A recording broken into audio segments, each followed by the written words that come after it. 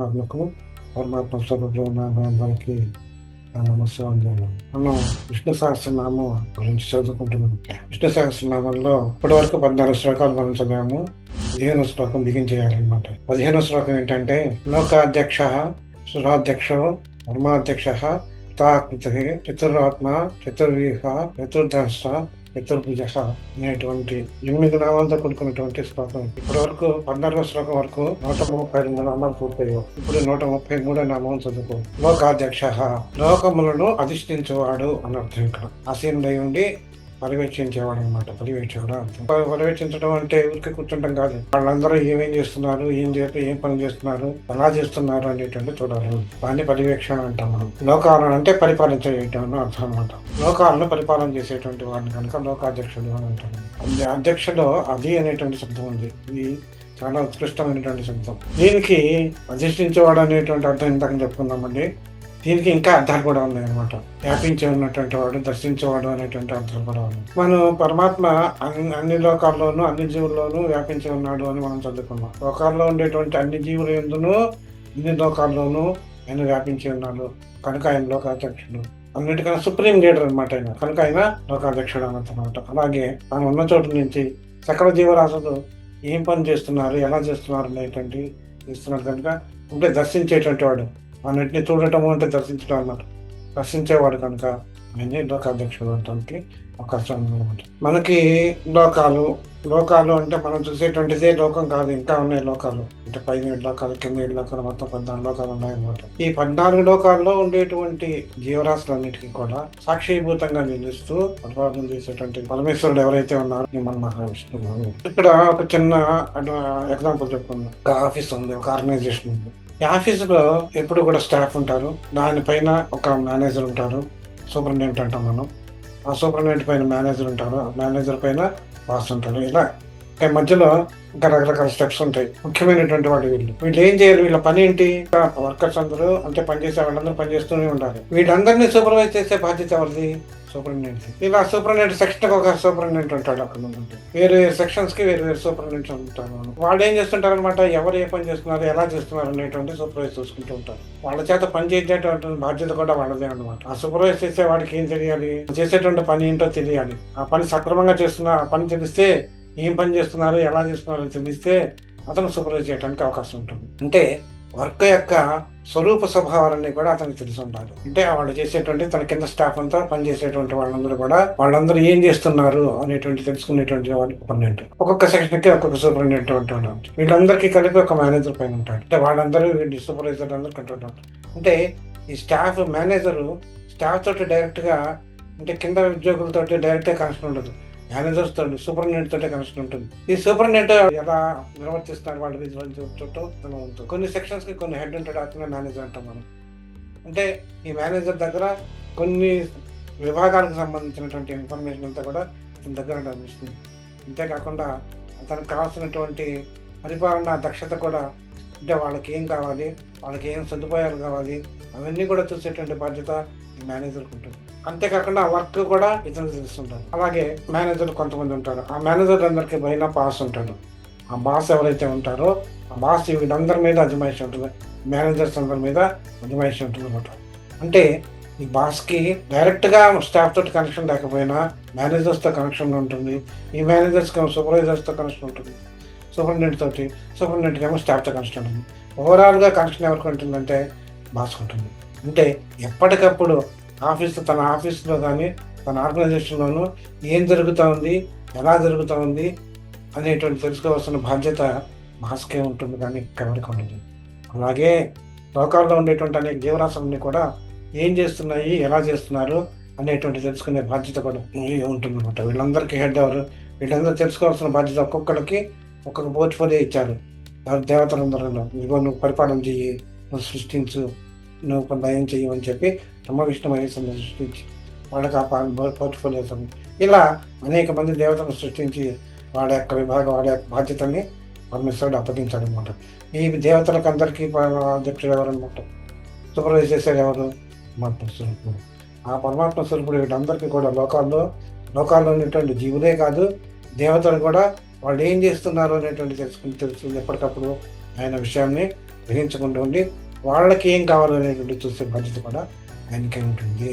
బాసే staff తోటి connection అవ్వాల్సిన అవసరం వస్తుంది ఒక్కొక్కసారి. అంటే ఏంటనమాట, బాస్కి తన స్టాఫ్ ఏం చేస్తున్నారు, ఒకవేళ సూపరింటెండెంట్ కానీ మేనేజర్ కానీ ఓవర్లోక్ చేస్తే డైరెక్ట్గా కనెక్షన్ అయ్యేటువంటి అధికారం కూడా బాసుకుంటుంది. ఈ పరమాత్మ స్వరూపుడు కూడా డైరెక్ట్గా భక్తులతోటే కనెక్షన్ వస్తుంది. కనెక్షన్ పెట్టుకొని ఆయన ఏం చేస్తుంటారు అనమాట, ఎవరు ఏం చేస్తున్నారు, ఎవరికి ఏం కావాలి, వాళ్ళ కోరికలు ఏంటి అనేటువంటి తీర్చే బాధ్యత కూడా అయింది అనమాట. ఈ రకంగా చెప్పాలంటే లోకాలంతా కూడా వ్యాపించి ఉండి తానుండి ఎక్కడో ఉంటూ తాను లోకాలంతటిని కూడా వ్యాపించి ఆ లోకాల్లో ఉండేటువంటి జనాల హృదయాల్లో కూడా వ్యాపించి ఉండి పరమాత్మ స్వరూపం ఏదైతే ఉందో అటువంటి సమర్థత కలిగినటువంటి స్వరూపం ఏదైతే ఉన్నదో ఆయనే శ్రీమన్ మహావిష్ణువు అని విష్ణు పరంగా మనం చెప్పుకుంటున్నాం. జ్ఞానం మనకి దేని వల్ల వస్తుందని చెప్పుకున్నాం, మనం వేదాల వల్ల వస్తుందని చెప్పుకుంటాం. వేదాల వల్ల జ్ఞానం వస్తుంది, ధర్మములు కలిగి ధర్మ విచక్షణ జ్ఞానం ఇంకా కలిగిస్తుంది అనమాట. పరిపాలన చేయడానికి కొన్ని సూత్రాలు అవసరం. ఒక ఆఫీస్ ఉంది అంటే ఆ ఆఫీస్ కి కోడ్ ఆఫ్ కాండక్ట్, ఆ కోడ్ ఆఫ్ కాండక్ట్ కి లోబడి వాళ్ళందరూ కూడా పనిచేయాలి. ఇంతకు మించి మీరి పనిచేయడానికి అవకాశం లేదనమాట. అలాగే మనకు ఉండేటువంటి ఆధ్యాత్మిక పరంగా వస్తే మనకు ప్రమాణికాలు, వేదాల ప్రమాణికాలు కనుక వేద ధర్మాన్ని మన ధర్మాన్ని ఆచరించాలి. ఆ వేద ధర్మాన్ని ఆచరించాలి అంటే వేదాల్లో ఏముందో తెలియాలి. ఆ వేదాల్లో ఏముందో తెలిసిన వాడు ఎవరయ్యా అంటే పరమాత్మ స్వరూపానికి ఆయనే సృష్టించాడు కనుక ఆ సృష్టి చేసినటువంటి ఆ జ్ఞానంతో ఆ జ్ఞానం అంతా కూడా ధర్మ జ్ఞానం శిక్షణ, జ్ఞానం శిక్షణ, ఆ జ్ఞానాన్ని అంతటినీ కూడా ఆ వేదాల్లో నిక్షిప్తం చేసి మనకి వేదాన్ని సృష్టింపజేసి మనకి ఇచ్చాడనమాట. ఆ ధర్మాన్ని ఆచరించడం వల్ల మనం ఇంకా లోకాల్లో ధర్మం అనేటువంటిది నిలిచి ఉంటుంది. దాన్ని నిలిపే బాధ్యత ఎవరిది? పరమాత్మ స్వరూపాన్ని. వేదాల్లో ఏముందో తెలుసుకుంటూ వేదాల్లో ఉండేటువంటి జ్ఞానానికి అనుగుణంగా ప్రవర్తిస్తూ ఆ తాను ప్రవర్తించకుండా తాను తెలుసుకునే కాకుండా ఇతరులకు కూడా తెలిపి, అంటే జనాలు కూడా తెలిపి వాటిని ఆచరింపజేయగలిగినటువంటి వాడు, సమర్థత కలిగినటువంటి వాడు ఎవరైనా పరమాత్మ స్వరూపమైనటువంటి అటువంటి స్వరూపం కలిగినటువంటి వాడు కనుక ఆయన లోకాలను జీవులన్నిటి చేత ఆచరింపజేస్తున్నాడు కనుక ఆయన లోకాధ్యక్షుడు అయినాడు. కనుక ఆ నామం అతనికి సూటబద్ధమైన మనకు తెలుస్తుంది. ఇంకా కొంచెం తెలుసుకున్నాం దీని గురించి. లోకాధ్యక్షుడు అంటే లోకాలకి స్వామి అంటే మనకి తెలుస్తుంది. లోకాల స్వామి అంటే అందరి చేత పూజింపబడేటువంటి వాడు అని అర్థం. సుప్రీం గాడ్ అన్న మనం ఎవరినంటే సుప్రీం పవర్ అనేది ఎవరినైతే అంటాము ఆయనే స్వామి అని మనం అంటాం. అటువంటి స్వామి లోకాలన్నిటికీ కూడా సుప్రీం పవర్ ఏదైతే ఉన్నారో ఆయనే లోకాధ్యక్షుడు అవుతాడు. ఇక మనం చెప్పుకున్నాం కింద 7 లోకాలు, పైన 7 లోకాలు, అంటే 2 లోకాలు, 3 లోకాలు, మొత్తం కలిపి 14 ఉన్నాయి. ఈ 14 లోకాల్లో పరమాత్మ స్వరూపుడు మనకి ఎక్కడ ఉండడు, కానీ అతని నివాసం మాత్రం వైకుంఠపురం అని చెప్తారు అనమాట. ఏమంటే మహావిష్ణువు యొక్క నివాసం వైకుంఠపురం అని చెప్తారు. దేవి భాగవతానుసారంగా మణిద్వీప వర్ణాన్ని చదువుకునేటప్పుడు ఆ మణిద్వీపంలో 1000 మంటపాలు, 1000 స్తంభాలు మంటపం ఉంటుంటుంది, మంటపాలు ఉంటాయి. ఇట్లాంటివి 4 ఉన్నాయి. ఆ 4ట్లో ఒక దాంట్లో లలితా పరమేశ్వరి తన మంత్రి సంబంధాలు సలహాదారులతో అక్కడ కూర్చొని చర్చ చేసుకుంటూ ఉంటుంది. ఆ చర్చ చేసుకున్నటువంటి ఆమె భక్తుల్ని ఎలా రక్షించాలి ఏంటి అనేటువంటి చర్చ చేసుకుంటుంటుంది. అది అనుగుణంగానే ఆవిడ రక్షిస్తూ ఉంటుంది భక్తుల్ని అని చెప్పి, పాలిస్తూ ఉంటుంది అని చెప్పి మనకి దేవి భాగవతం చెప్తుంది. అంటే దీని ప్రకారంగా ఏంటనమాట, ఎవరు చెప్పాలన్నా కూడా ఒక క్రమ పద్ధతిలో ఉండేటువంటి ఒక ధర్మ విచక్షణ చేసుకొని ఆ క్రమబద్ధీకరణంగానే భక్తుల్ని రక్షిస్తూ ఉంటారు అని చెప్పి మనకు తెలుస్తుంది. చాలాసార్లు మనం చెప్పుకున్నాం, మొదట్లో అంతా శూన్యంగానే ఉండేదని, ఆ తర్వాత నామరూపాత్మకంగా అప్పుడు పరబ్రహ్మ స్వరూపం ఒకటే ఉంటుంది. ఆయనే నామరూపాత్మకమైనటువంటి జగత్తును సృష్టించాడు చెప్పుకున్నాం. ఆయన స్వయం ప్రభువుడు, ఆయన ఆనందదాయకుడు. ఆయన ఆనందంగానే ఉండటం కాకుండా ఆయన చూసిన వాళ్ళు కూడా ఆనందం కలుగుతుందంట. అందుకనే అన్నమాచార్యుల వారు మనం కీర్తనలో మనం చూసుకుంటే ఆ స్వామిని స్మరిస్తున్నప్పుడు కలిగేటువంటి అనుభూతి అంతా కూడా మనకి ఆ పాటల రూపంలో ఉండి మనకు కూడా ఆ స్వామిని ఊహించడమే కాకుండా మనకు కూడా ఆ ఆనందాన్ని కలుగుతుందన్నమాట. అంటే ఎలా ఉంటుందంటే ఆ స్వామిని మన కళ్ళు ఎదురుకుండానే ఉన్నాడా అనే ఆనందాన్ని కలిగజేసేటువంటి విధంగా ఉంటాయన్నమాట. అటువంటి భక్తి తత్పరమైనటువంటి పాట మనకు అందించిన వాడు నవయ్య. త్యాగరాజు కూడా అంతే, ఒక రామపుత్రుడు. అలాగే దీక్షితులు గారు కూడా అంతే అన్నమాట. వాళ్ళందరూ కూడా భక్తి పారవస్యంలో మునిగి భగవంతుని మన కన్నులు ఎదురుకుండా మనకి తమ కీర్తనల ద్వారా మనకి అందజేశారనమాట. మనం ఈ హృదయం అనేటువంటి ఆకాశంలో ఒక పరమాత్మ స్వరూపం మనకి కొలువై ఉన్నది అని చెప్పి మనం అనేక సార్లు ఆయన వల్లనే మన ప్రాణశక్తి అంతా కూడా నడుస్తుంది, ప్రాణశక్తి మనకు వస్తుంది. ఆ ప్రాణశక్తిలో ఆయన నిర్మీకృతం అయ్యింది మనల్ని నడిపిస్తున్నాడు అని చెప్పి కూడా మనం చాలాసార్లు ఒకవేళ కనుక లేకపోతే ఏమవుతుందన్నమాట, ప్రాణశక్తి ఆగిపోతుంది అని చెప్పి మనం కూడా మనం చేస్తాం. హృదయాకాశంలో దహరాకాశంలో ఉండి పరమేశ్వరుడిగా ఆయన కొలువై ఉంటున్నాడు అని చెప్పి మనకు తెలుస్తుంది అన్నమాట. ఆ పరబ్రహ్మ స్వరూపమే గాలి పంచభూతాల్లో నుండి వాటి పనులు కూడా నిర్వర్తింపజేస్తున్నాయి. అంటే అతను వాయువులో ఉండి, అంటే గాలి అనమాట, గాలిలో ఉండి గాలిని వికెట్ చేస్తున్నాడు. సూర్యుడిలో ఉండి సూర్యుడిని ఏం చేస్తున్నాడు, తన కాంతిని మనకు ప్రసరింపజేసి మనలో ఉండేటువంటి అంధకారాన్ని తొలగిస్తున్నాడు ఆయన. అలాగే పంచభూతాల్లో ఉండి అన్ని ఆడి కార్యక్రమాలు నిర్వర్తింపజేస్తూ తాను కూడా పంచభూతాత్మకుడు అయినాడు అనమాట. అంటే తన చేత సృష్టింపబడినటువంటి పంచభూతాలతోటి పరమాత్మ స్వరూపం లోకాలను నడిపిస్తున్నాడు. తాను కూడా వాటిల్లోనే విమలీకృతమైంది, వాటి పనుల్లోనే చేయిస్తున్నాడు అని చెప్పి మనకు ఎందుకు ఉంటున్నాడు అంటే వాళ్ళ కార్యక్రమాలు సక్రమంగా చేయడానికి నేర్చుకున్నాడు. ధర్మాచరణలో ఉన్నప్పుడు మనకి ఏం కావాలి అనేటువంటిది పరమాత్మ స్వరూపం చూస్తున్నాడు కనుక ఇక ఏది కావాలి, మనం సక్రమ మార్గంలో వెళ్తున్నామా లేదా అనేటువంటి నడిపించే బాధ్యత కూడా ఆయన తీసుకుంటాడు అనమాట. ఎప్పుడైతే న్యాయబద్ధంగాను ధర్మబద్ధంగాను ఉంటామో, భక్తి తత్వంతో జ్ఞానంతో ఉంటామో, అప్పుడు పరమాత్మ స్వరూపం మనలోనే ఉండి మనల్ని సరైన మార్గంలో నడిపించేటువంటి సాధన ఎవరయ్యా అంటే పరమాత్మ స్వరూపం. ఒకసారి దేవతలకి ఎన్ని దానవలకి ఉంటుందో ఆ యుద్ధంలో ఏంటనమాట దేవతలు గెలిచారు. ఆ దేవతలు గెలిచినప్పుడు వాళ్ళు బాగా ఆనందంలో ఉండిపోయినారు. బాగా ఆనందంలో ఉండిపోయి ఆ దేవతలంతా ఏం చేశారంటే ఒకళ్ళొకళ్ళు నా వల్ల గెలిచాను, నా వల్ల గెలిచాను, మన వల్ల నా వల్ల గెలిచాను అందరూ అనుకుంటున్నాను. ఇంద్రదేవుడు అనుకుంటున్నాడు అనేటువంటి అగ్నిజ్వాలతోటి ఇతరులందరినీ దహించేశాను, అందుకనే ఆయన మనం గెలిచాము అని చెప్పి ఆయన అనుకుంటున్నాడు. అలాగే వాయుదేవుడు అనుకుంటున్నాడు, నేను బ్రహ్మాండమైనటువంటి ప్రచండ వేగంతో నేను గాలులు వీచబట్టే నేను వాళ్ళందరూ కొట్టుకుపోయిన శత్రువులందరూ కొట్టుకుపోయారు, అందుచేత మనం గెలిచాను కనుక నేనే గొప్పవాడిని అని చెప్పి ఆయన అనుకుంటున్నాడు. ఇంద్రుడు అనుకుంటున్నాడు, వీళ్ళందరినీ కూడా వీళ్ళందరికీ రాజును కాబట్టి నేను ఇంద్రుడు దేవతలకు రాజు కదా, నా వల్లే నా సారథ్యం వల్లనే వీడికి దేవతలకి రాక్షసుని గెలిచామని చెప్పి ఆయన అనుకుంటాడు. ఇదంతా చూస్తుండేసరికి ఒకళ్ళు అసంభావంతో ఒకళ్ళొకళ్ళు తానే గొప్పవాడు, తానే కారణం నిజం గెలవడానికి అని చెప్పి అనుకుంటున్నాను అనమాట.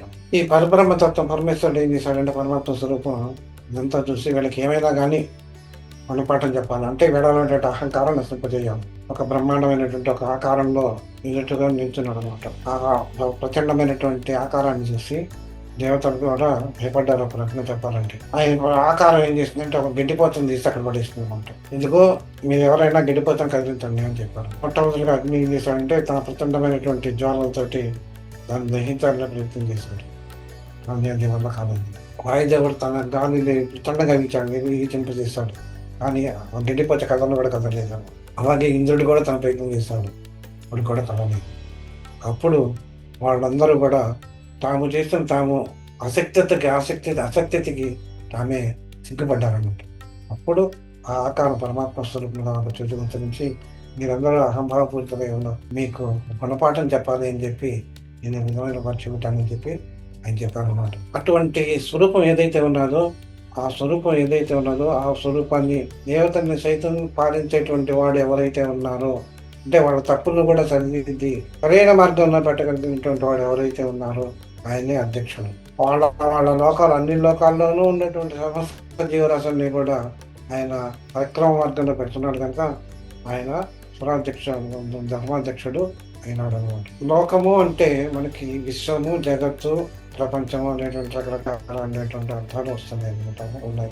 చిన్న అర్థం ఏం చెప్పుకోవచ్చు అంటే 14 లోకాల్లో ఉండేటువంటి జీవులకు వాళ్ళు చేసేటువంటి కర్మలకి, వాళ్ళు చేసేటువంటి ధర్మాలన్నిటికీ కూడా సాక్షిగా ఉంటూ వాటిని నియంత్రించేటువంటి జగన్నాథుడు ఎవరైతే ఉన్నారో ఆయనే పరమాత్మ.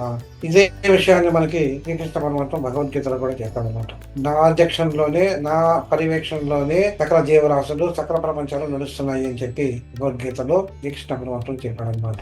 ఈయన మనకి విష్ణు పరంగానే కాదు, శివపరంగా కూడా ఈ మాట లోకాధ్యక్షుడు అనేటువంటి మాట కూడా ఉంటుంది. నిరాకారుడైనటువంటి పరమాత్మ ఎవరైతే ఉన్నారో ఆ పరమాత్మ ఏం చేస్తున్నాడు అనమాట, దృగ్గోచరమైనటువంటి ఈ ప్రపంచంలో వెనకండి దేనికి అంటకుండా వాటిని అంతటా వ్యాపించి అన్నిటినీ ప్రకాశింపజేసేటువంటి సాక్షి చైతన్యం ఏదైతే ఉందో ఆయనే లోకాధ్యక్షుడు అని చెప్పి మనం వేదాంత పరంగా అర్థం చెప్పొచ్చు. ఆ నిరాకారుడైనటువంటి పరమాత్మ ప్రపంచంలో ఉండేటువంటి జీవరాశులు వాడి యొక్క కర్మలని అనుభవింపజేస్తూ ధర్మాధర్మాలు ఆచరింపజేస్తూ అవేవి తనకు అంటకుండా మళ్ళీ అవేవి తనకు అంటకుండా వాళ్ళ చేత నిర్వర్తింపజేసి లోకమంతా వ్యాపించి అన్నిటినీ ప్రకాశింపజేసేటువంటి పరమాత్మ స్వరూపం సాక్షి అన్నిటికీ మళ్ళీ వీటన్నిటికీ కూడా సాక్షిభూతులు ఎవరయ్యా అంటే పరమాత్మ స్వరూపం.